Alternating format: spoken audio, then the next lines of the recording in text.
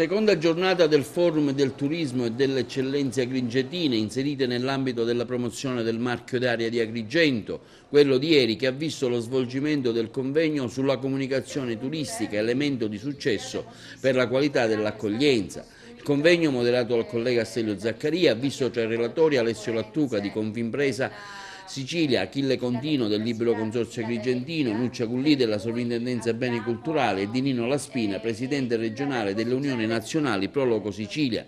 L'evento continuerà fino a sabato prossimo con diversi appuntamenti e con un workshop con buyers italiani e stranieri. Qual è il ruolo delle Proloco in tal senso? Ormai le Proloco hanno raggiunto una tale maturità che li fa diventare il punto di riferimento per la comunicazione turistica in Sicilia. Grazie anche al nuovo decreto che istituisce il punto IAT autorizzato dalla Regione siciliana, ci dà questo ulteriore riconoscimento per quanto riguarda appunto la divulgazione delle informazioni, la promozione turistica e l'accoglienza.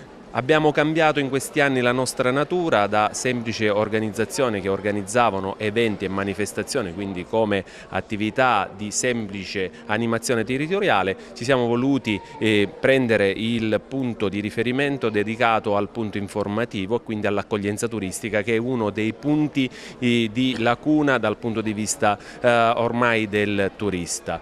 Tutto questo chiaramente con strumenti tradizionali, quindi con il classico punto informativo. Le nostre Proloco sono presenti in 240 località siciliane, ma anche attraverso dei punti innovativi, con l'apertura a Caltanissetta ad esempio di un punto di informazione e accoglienza turistica multimediale ed interattivo, dove si possono incontrare le più moderne tecnologie che mettono il turista in una condizione di assoluta libertà, di assoluta intercomunicazione con quello che è il mondo della realtà virtuale. Come mai avete deciso di partecipare e una valutazione sull'iniziativa? Noi siamo presenti perché il consorzio chiaramente rappresenta la filiera turistica, gran parte della filiera turistica.